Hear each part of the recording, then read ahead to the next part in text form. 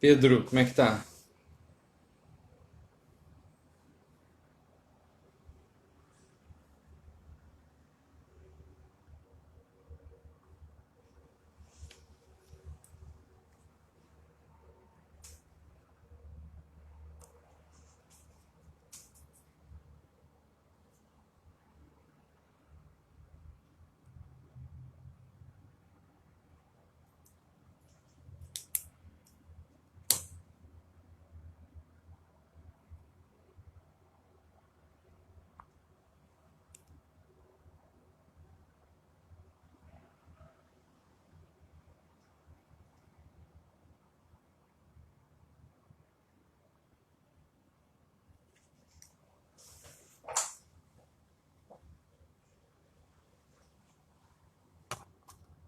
Pessoal, bem-vindos.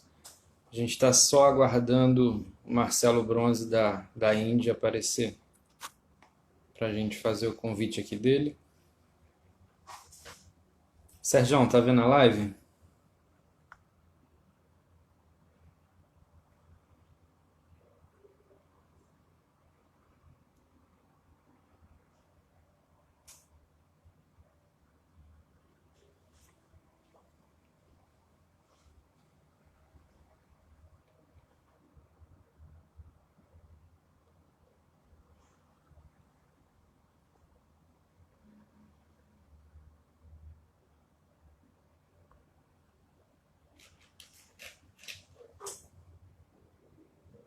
Boa.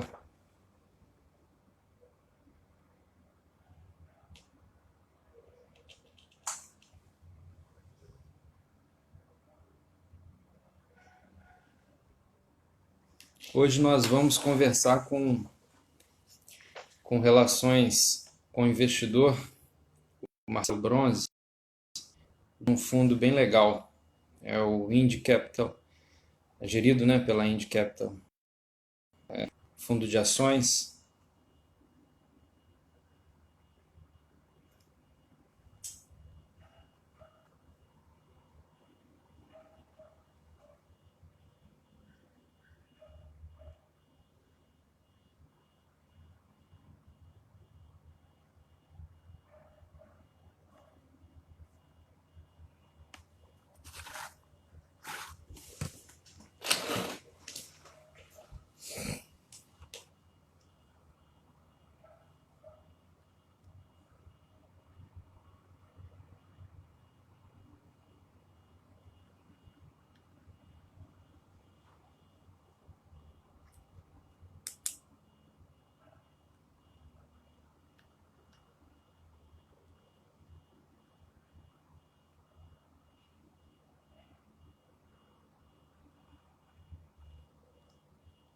Marcelo, Marcelo Bronze ainda não entrou.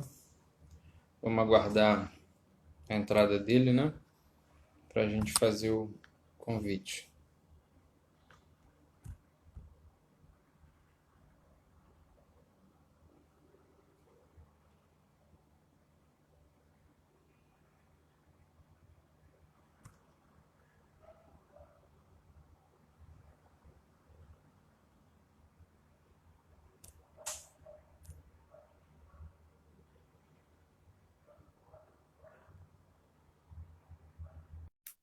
Acho que ele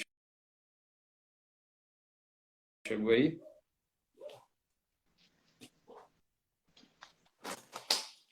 Marcelo, tudo bem?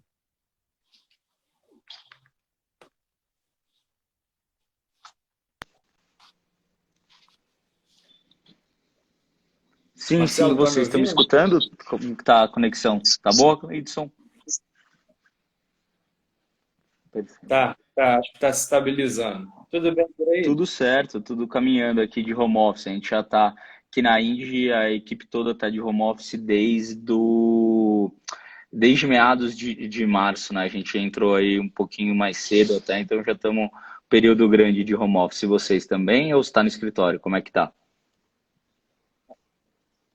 Então, nós também estamos de home office, né? Eu venho para o escritório mais para dar. Aham. O escritório está vazio, só estou eu aqui. Eu venho mais para dar uma Sim, conexão sim. mais segura, né? conexão de empresa ficar mais segura. E XP também, todo mundo de home office. A Funciona. XP, inclusive, deve ficar de home office até o final do ano. E talvez isso seja um movimento irreversível, né? Pessoal, hoje a gente está recebendo aqui o Marcelo Bronze, que é analista de relação com investidores da Ind Capital. Marcelo, é um prazer recebê-lo. A gente no escritório fica muito feliz aqui com a aceitação do seu convite. Você pode falar um pouco, Marcelo, para a gente sobre o seu background aí?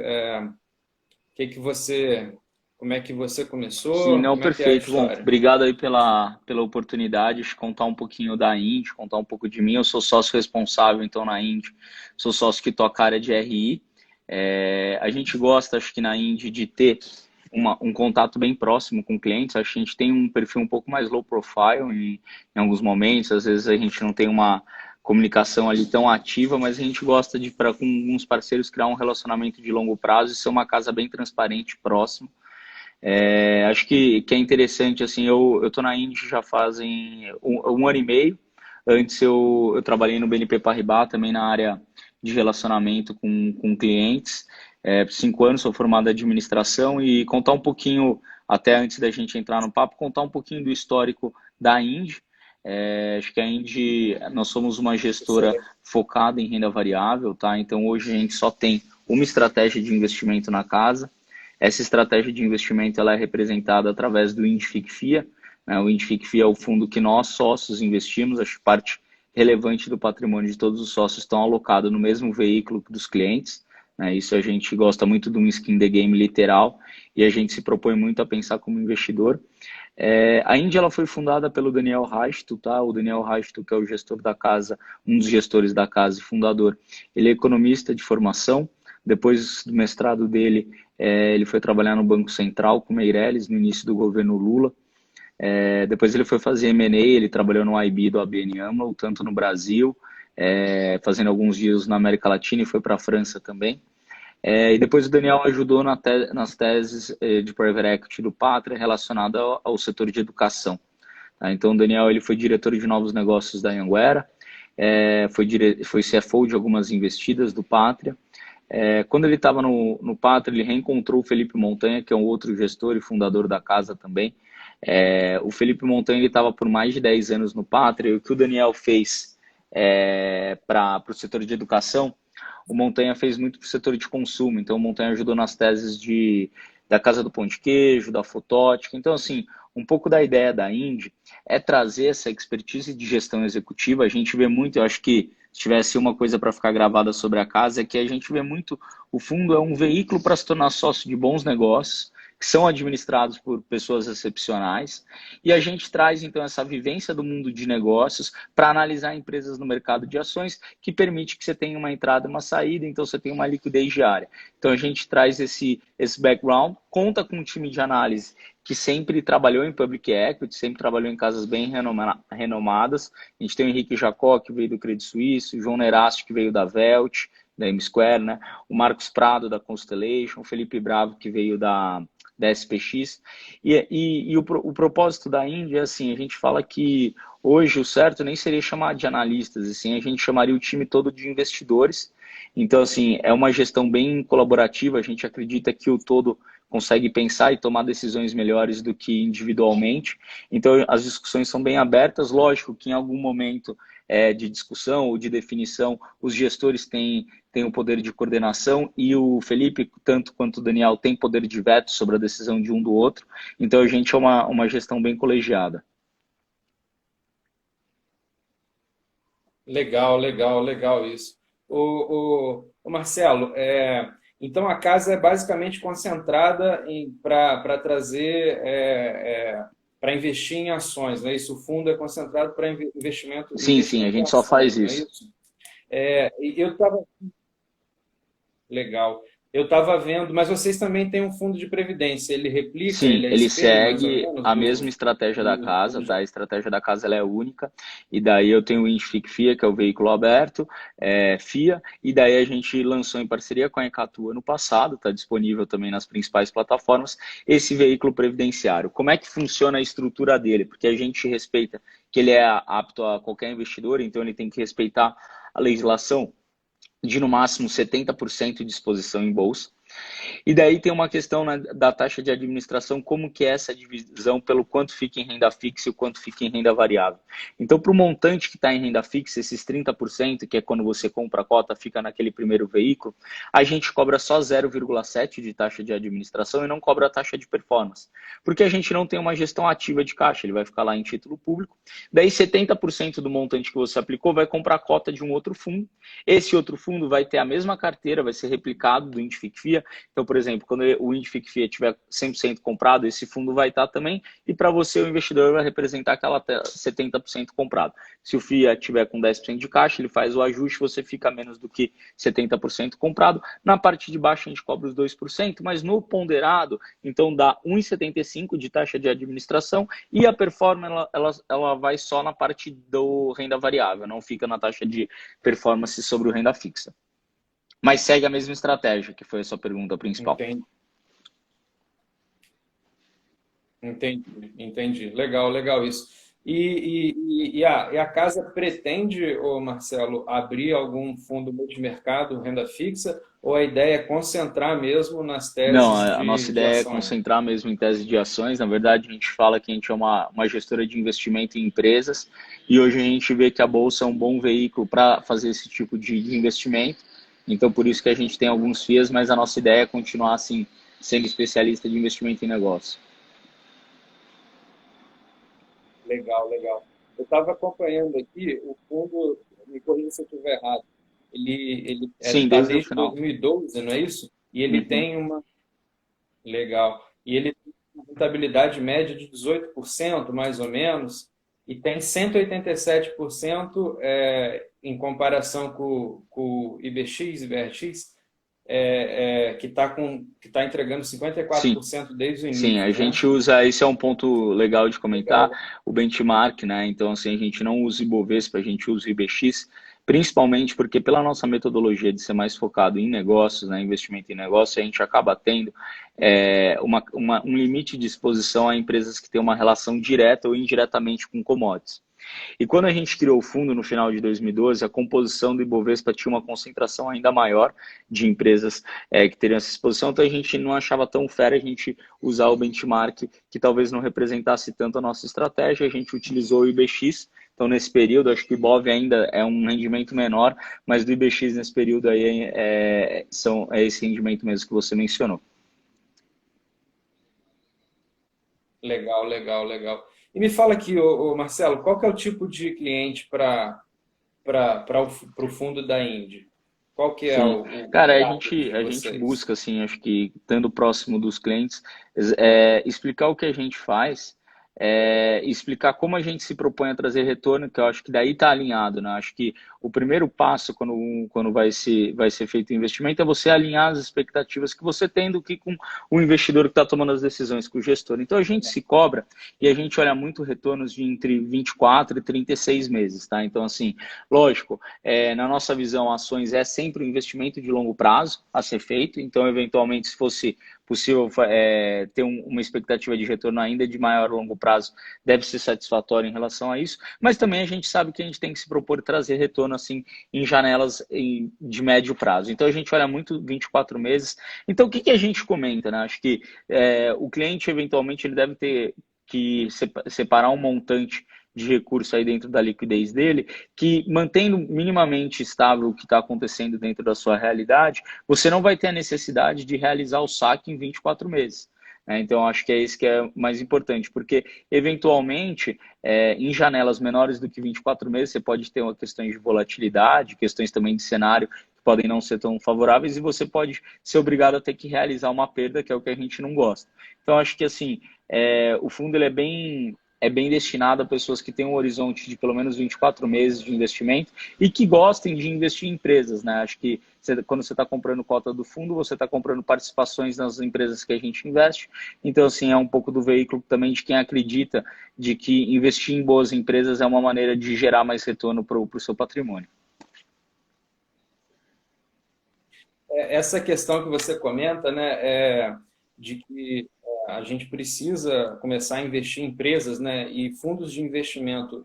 Nós acreditamos que é uma forma bem segura de você investir em empresas, porque você traz toda a expertise aí da gestora, né, para comprar ações para você, diminui o custo e etc. Para os americanos isso é muito comum, né? Poupar dinheiro para eles é colocar Uhum. dinheiro em empresas, né?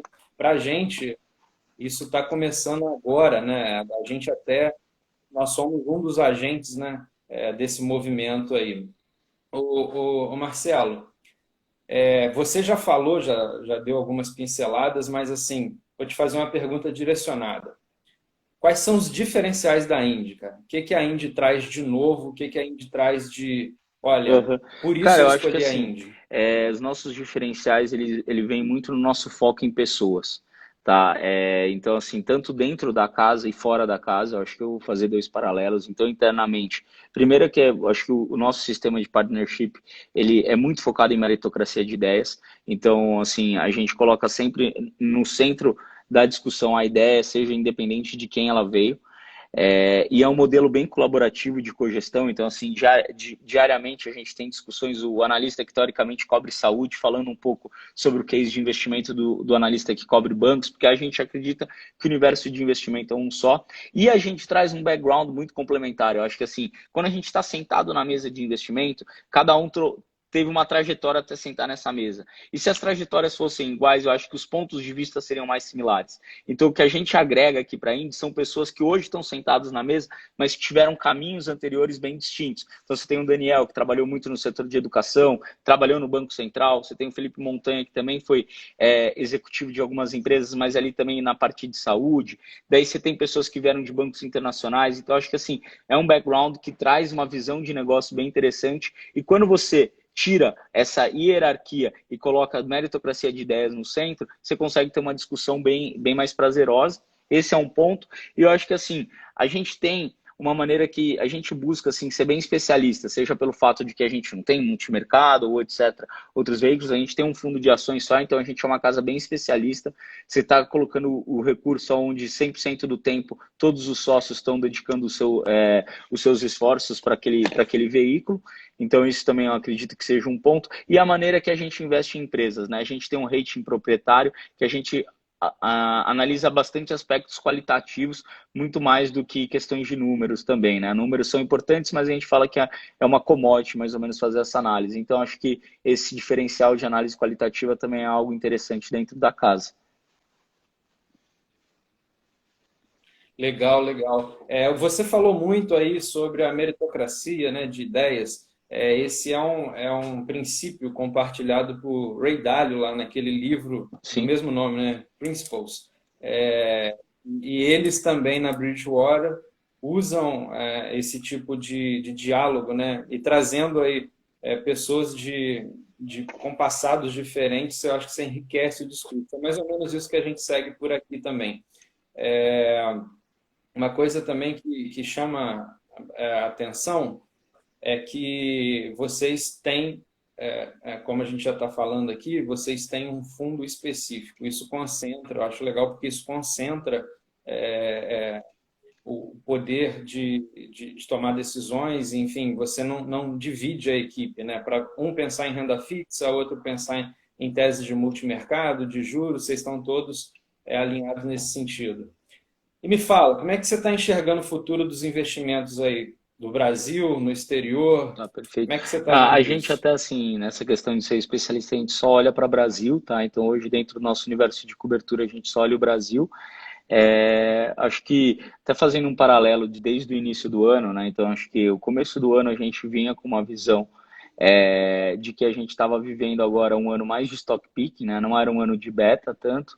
A nossa tese em início de ano era buscar empresas que já teriam aí com algumas melhoras da parte macroeconômica, etc., mas empresas que iriam conseguir reportar já lucro operacional, então é isso que estava muito focado no nosso stock picking.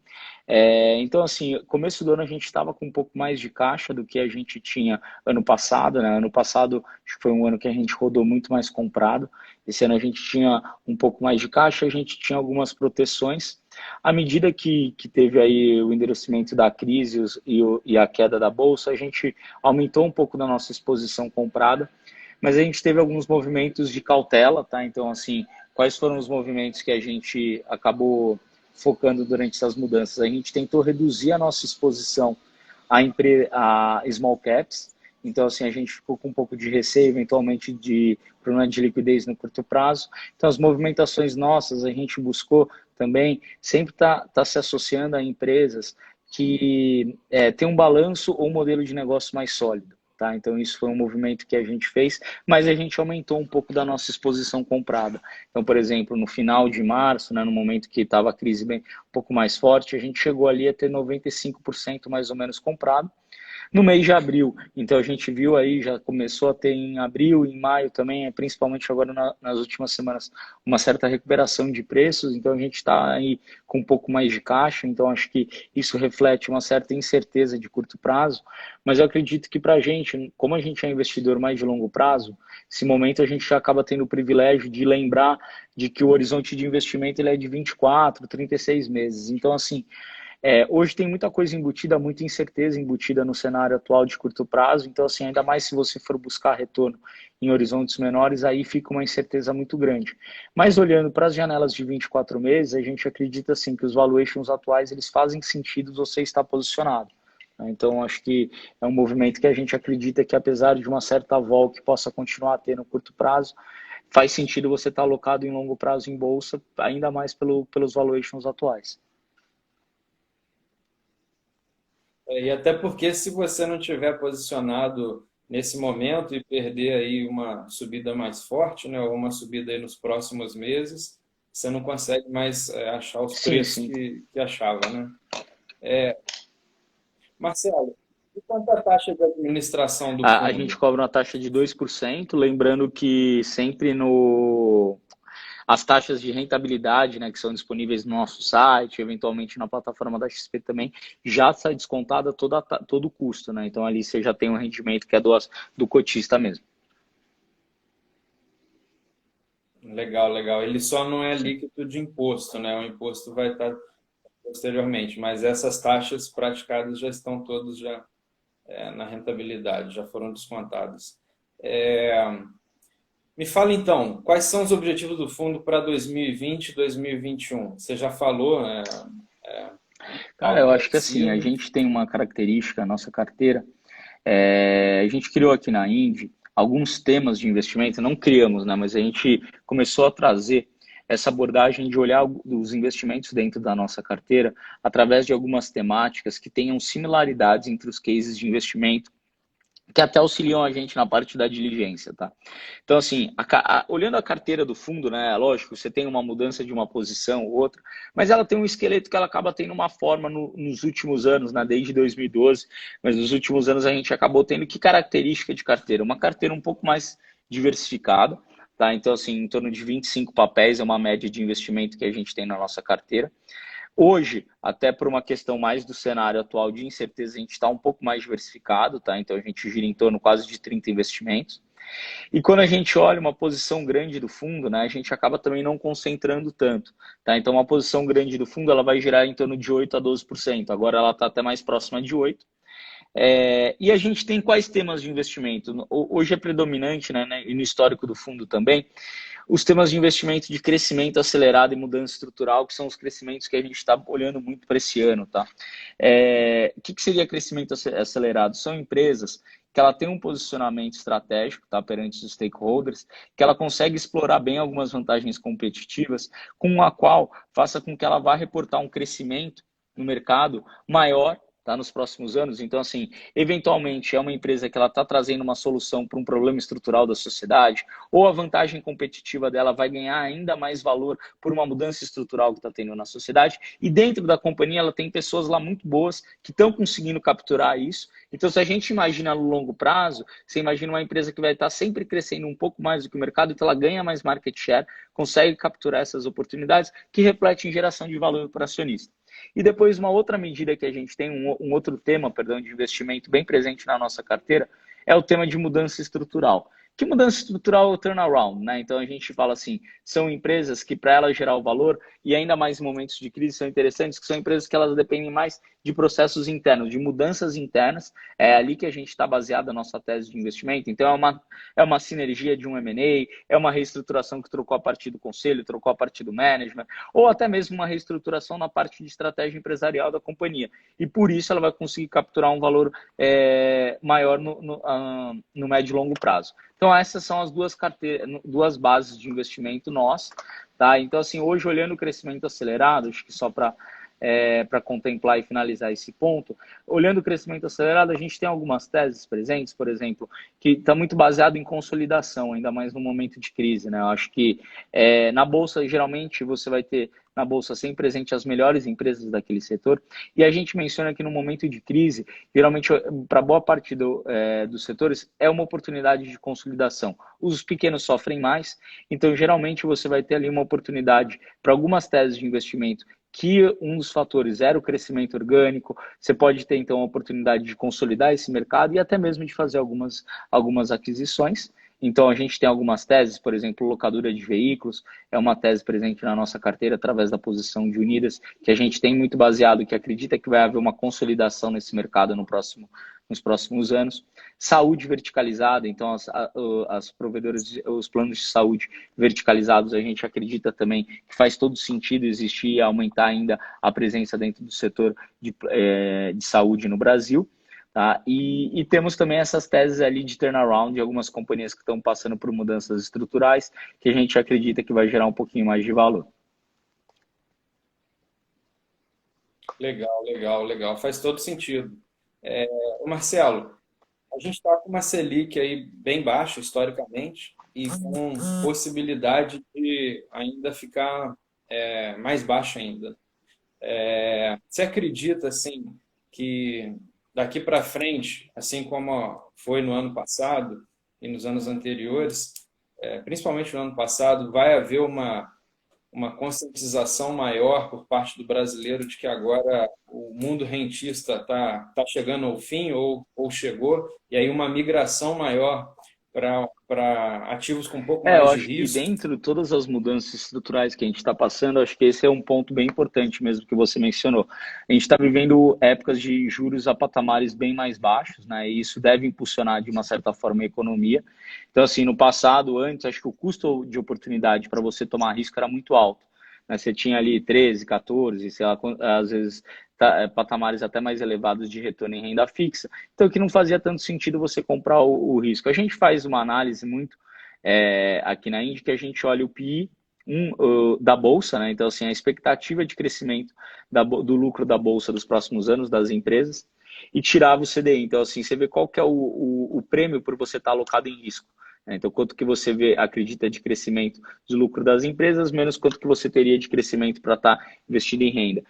E tiveram dois momentos nas últimas 2 décadas que fizeram sentido que você pagava prêmio. Um momento foi quando o Brasil baixou a taxa de juros ali na força, né? E a gente trouxe aí umas consequências negativas, acho que nem vale a pena entrar no mérito agora, mas e o momento atual, né? Então, o momento que a gente tem hoje é um momento que está valendo a pena você correr o risco de bolsa, pelo fato de que o CDI está muito baixo, né? Então, acho que faz todo sentido e isso deve estimular o mercado de capitais e deve estimular a economia como um todo. Legal. É mais ou menos o nosso pensamento também. Você já falou sobre a equipe da Indy, né? E que tem uma equipe bem composta aí, né? Com pessoal que vem de vários ramos. Você pode entrar em mais detalhes, de como está composta? O pessoal tem o Daniel, tem o Felipe, né? Sim, então, o Daniel e o Felipe são os fundadores da casa, são os gestores. Depois a gente tem o Henrique Jacó, que é sócio analista da casa. Ele veio do Credit Suisse, ele cobre os setores hoje de educação, saúde, malls também. Daí o João Nerasti, um outro sócio analista da casa, ele fica responsável pelos setores de banco, home builders e utilities. O João teve passagem na Velt, na M-Square, né? Então também veio de uma casa bem renomada. O Marcos Prado é o analista que cobra a parte de consumo. O Marcos, antes de vir para a Índia, ele estava na Constellation, foi sócio da Explora, tem aí mais de 10 anos já no mercado do buy-side. E o Felipe Bravo, que cobre os setores de commodities aqui na Índia. O Felipe, antes da Índia, ele trabalhou na SPX e se juntou a gente faz um pouco mais de 2 anos. Então a gente tem uma equipe aí sênior e com bastante experiência no mercado de investimentos. Além disso, dentro da área de RI, eu trabalho junto com o Henrique Alecrim, que veio até da XP anteriormente. O Henrique estava na XP, ele me ajuda nessa parte de relacionamento. O que hoje a gente criou para os clientes, né? Um ponto importante. Agora começa o início do mês, então a gente passa, é possível se cadastrar no nosso mailing no site, e daí se você cadastra o seu e-mail, você vai passar a receber as nossas informações. Começo do mês a gente disponibiliza a nossa lâmina, um invite para um call mensal, é um call que a gente faz na primeira semana com a presença do gestor e dos analistas da casa, para comentar um pouco do mês de abril. Então ali você vai saber quais são as nossas maiores posições, quais foram os motivos de performance e também é uma oportunidade para fazer perguntas. Daí depois a gente também tem uma carta que resume um pouco do que a gente discutiu no nosso call, que a gente disponibiliza para os investidores e sempre esse contato próximo. Então o Henrique trabalha junto comigo e a Verônica. Então esse é o nosso time de RI. E também na parte operacional a gente tem o Breno e a Kátia, que fazem toda essa parte, então, controle de passivo, questão de compra e de corretagem, que a gente segue o manual de boas práticas da Ambima. Legal, legal. Legal, legal isso. O bacana é que a equipe tem alguns membros que já Sim. fizeram M&A, né, ou já participaram do processo, e isso traz aí para a análise fundamentalista uma riqueza Sim, bem sim, eu interessante, acho né, que é isso que Marcelo? a gente tenta agregar bastante na maneira de analisar ações, é trazer essa expertise de um background bem complementar, né? Então, assim, gestão executiva, saber como é que é o dia a dia de fábrica, e a gente traz isso para análise das empresas de uma maneira assim, a gente criou um rating proprietário que a gente dá nota para as empresas olhando 3 grandes aspectos. Primeiro é o modelo de negócio da companhia, que ele resulta em 40% da nota dela. Depois, 30% da nota é geração de valor e os outros 30% é management e governança. Quando a gente está olhando o modelo de negócio, a gente olha muita vantagem competitiva, né? Então, assim, como eu comentei agora, além de consolidação, a gente acredita que você vai ter um processo de aceleração na parte digital, né? Digitalização, e-commerce, etc. O mundo digital, olha o que a gente está fazendo aqui agora, é uma presença do mundo digital e tem algumas empresas que têm vantagens competitivas que já se beneficiavam dessa presença maior do digital no dia a dia. Então, são vantagens que ainda geram mais valor, né? Esse ponto que a gente está tentando capturar. E quando a gente olha em geração de valor, a gente discute isso. Qual que é a oportunidade e qual que é o desafio, né? Então, assim, imaginar que uma empresa de tech crescer há 15, 20 anos atrás, ela tinha um desafio ainda que era das pessoas, às vezes, não saberem nem usar a parte da tecnologia. Então, o desafio vai ficando menor. Então, e daí se torna uma oportunidade muito grande. A empresa vai crescer como? Fazendo mais do mesmo. Ela está tendo que entrar num novo mercado de atuação, num novo país. E as pessoas que estão por trás dela, por que são elas as melhores pessoas que têm o histórico? Qual que é o diferencial dessas pessoas? Igual você me questionou, a gente pergunta isso para os gestores. Qual que é o diferencial deles para tocar essa mudança? Então, assim, a empresa está falando que ela vai gerar valor através de uma mudança estrutural, uma reorganização societária que ela vai fazer. Você olha lá os gestores, quem teve background, quem já passou por isso? Nunca nenhum gestor fez isso. Pô, então o desafio dele executar vai ser muito maior do que se ele já tivesse essa expertise. Não, a gente está comentando que a empresa vai crescer fazendo mais do mesmo. E é factível pensar nisso? Quando você olha o principal player lá de fora, ele tem um market share 3 vezes maior do que o principal player aqui do Brasil. Pô, então se você fosse imaginar, faz sentido você ter um pouco mais de acreditar e uma chance maior de dar resultado. Legal, legal. Só para quem não sabe, M&A é o processo ali de fusão e aquisição de empresas, né? como o time da Indy tem integrantes que já fizeram isso, já desceram, analisaram detalhes de empresa, o processo de investimento fica extremamente fortalecido, né? Sim, Não é isso, sim, sim, com certeza. Marcelo? Acho que é bem diferente. Agora, Diga. ok. Agora, me diga uma coisa, tem alguns investidores que preferem investir diretamente na bolsa, comprar empresas, às vezes até eles olham lá como é que estava a composição do fundo alguns meses atrás, etc. E aí começam a fazer a compra e tal.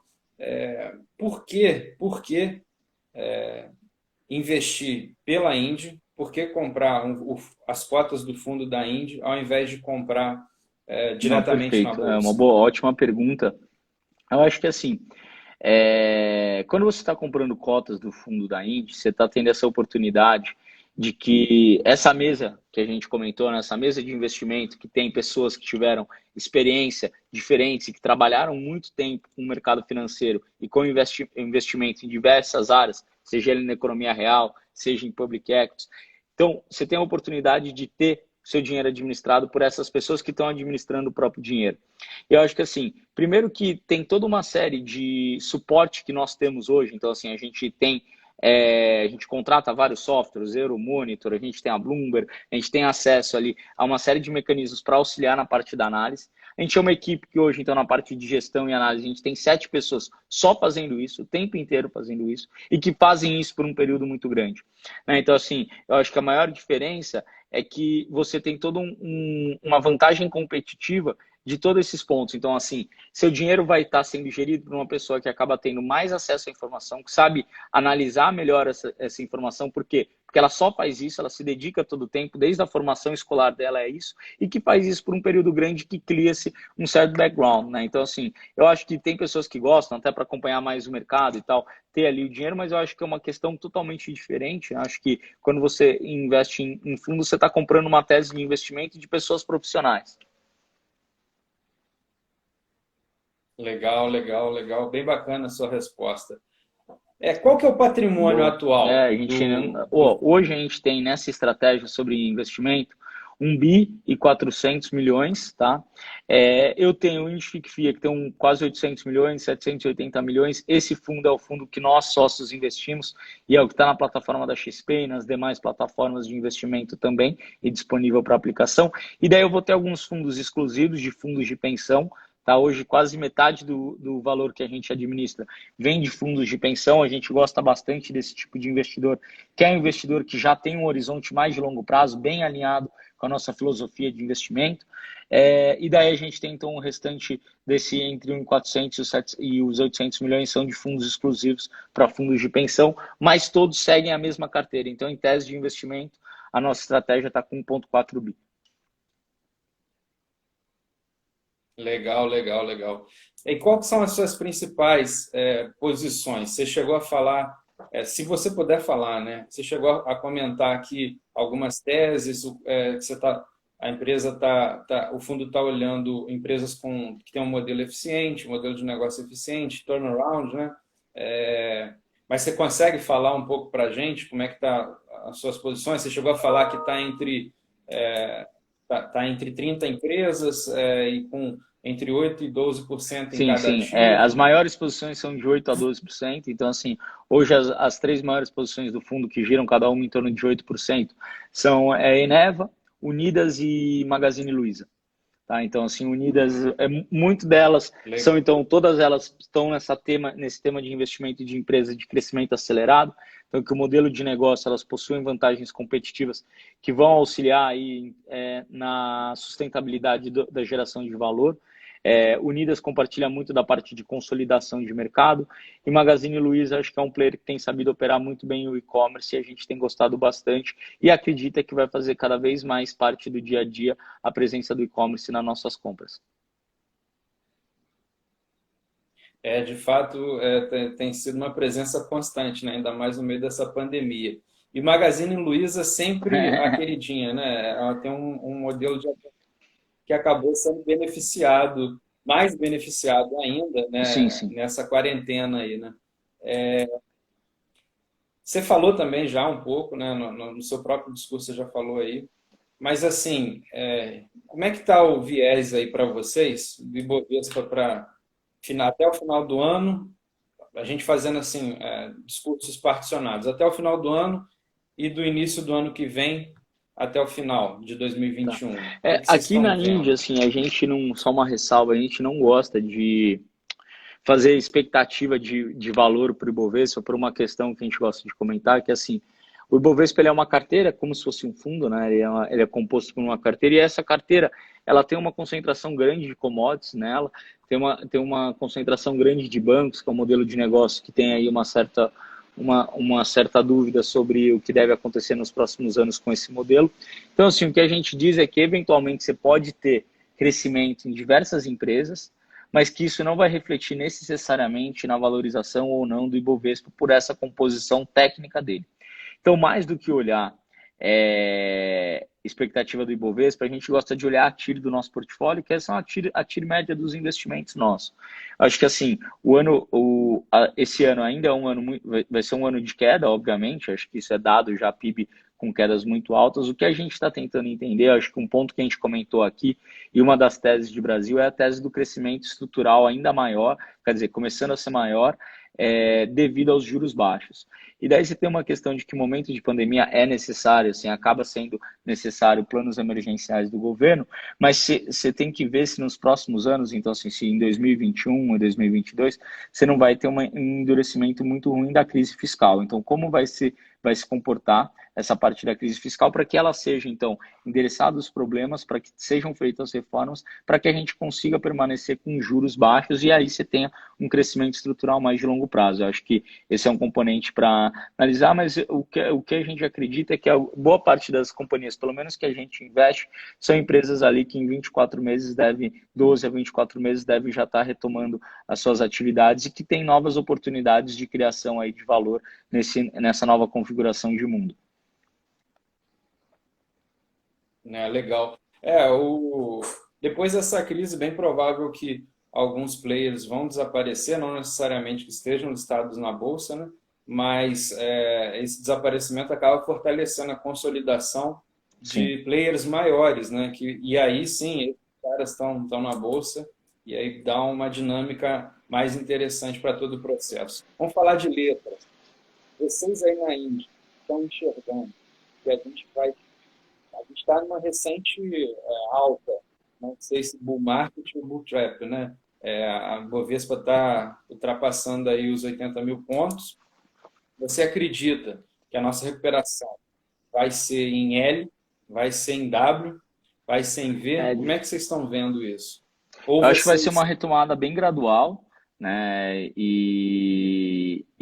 Até porque eu acho que assim, pensar uma parte dessa recuperação pode tá vindo agora, mas você tem uma questão agora de entender como é que vai ser essa nova conjuntura, mais em médio e longo prazo. Então, assim, a gente acredita que seja uma coisa mais gradativa que vai demorar mais de um ano. Entendi. Seria Talvez, então uma sim, recuperação poderia em U, ser né? nesse sentido. Entendi. Então, uma pergunta aqui do Léo Xavier. Você acredita que até o final do ano conseguiria recuperar um pouco da alta que teve no ano Então, passado? acho que, assim, difícil a gente pensar até o final do ano, ainda mais quando você tem tantas incertezas, né, do que vai acontecer nesse mundo de pós-quarentena. Então, assim, a volatilidade ainda está muito alta nesse período e fica bem assim, arriscado fazer grandes projeções, mas à medida que tiver uma retomada da economia e a gente conseguir aí avançar na parte de pesquisas, etc., que permitem aí uma retomada, eu acho que a gente tem todo um cenário para ter uma recuperação da economia, retomando os empregos e geração de renda, mas é muito incerto saber qual que é o período e como que vai ser o início desse. De fato. Até tentar trabalhar aqui com uma tese de recuperação, né? Se vai ser, de que forma que vai ser essa recuperação, é complicado falar. Agora vamos voltar para o começo. Como é que nasceu a Indy? Foi Felipe e Daniel sentaram, Sim. saíram de onde estavam e Foi como é que isso, eles assim, eles se criaram? reencontraram no Pátria e os dois gostavam muito de equity, investiam na física e falaram, poxa, não tem tantas gestoras que trazem esse mindset e essa experiência em gestores que trabalharam em economia real. Por que que a gente não faz isso, já que a gente gosta? Já que a gente está percebendo que dá para trazer essa experiência para analisar ações, e daí foi para a ideia de investir dinheiro próprio, de família, de alguns amigos, e daí foi crescendo, avançando e tornou-se o que tem sido hoje.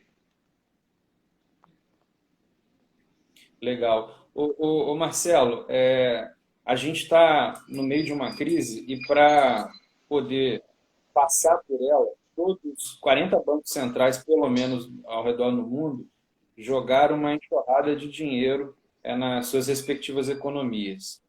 Vocês visualizam que isso, daí para frente vai causar uma inflação?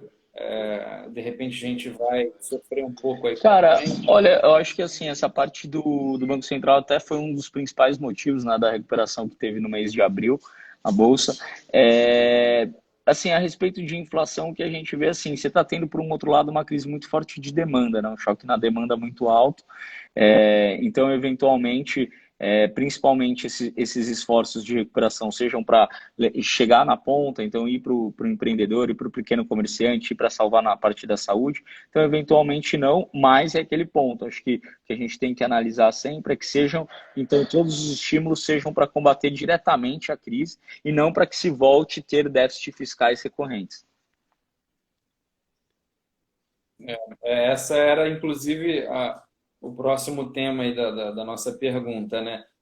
O Brasil precisa sair desse ciclo de aumento de déficit fiscal, né? Que acaba atrapalhando o desenvolvimento, tanto das empresas quanto do país, para passar essa imagem de país mais sério, né? A gente tem bastante problemas para resolver nesse sentido, né? Tem alguma coisa que influencia, nesse sentido, que influencia Não, suas com teses aí, certeza. Acho ô que assim, Marcelo? um cenário, se você começa tendo um déficit fiscal e não endereçar os problemas que a gente começou a endereçar no passado, você volta a ter assim uma questão de juros altos, né? Então, assim, se você tiver juros para financiar esse déficit no futuro, esse juros vai refletir no quê? Então, aí numa maior aversão, num menor sentido de você tomar risco. Então, isso reduz os crescimentos. Então, assim, projetos de investimento de infraestrutura ficam mais caros e você acaba tendo que realocar esse recurso para pagamento de juros e etc. Então, assim, acho que são pontos que daí você traz um cenário de economia que é menos favorável ao negócio. Legal, entendi.